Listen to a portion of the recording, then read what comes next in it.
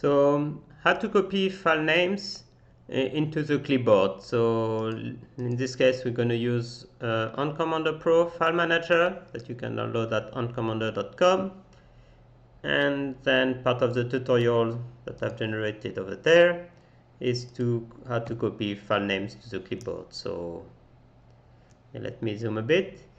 First we need of course to select the file. So let's select these two files, and then you can go into the menu, file, clipboard, and copy name into the clipboard. And it's also available if you right click on the files. You also have copy names to the clipboard. So let's copy the name into the clipboard, and now let's see the clipboard. You can do it by using F9 and then show clipboard, and then you see the name of the file has been copied inside the clipboard.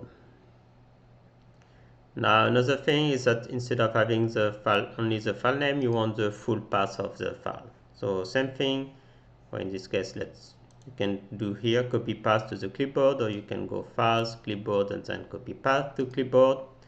Now not only the file name but also the directory has been copied with it. So if I do this and show clipboard, now you see I have the full file path into the clipboard. Now if you want something more complicated, then you also have like copy name with option, and this one you need to press F9 and search for like options, and then enter.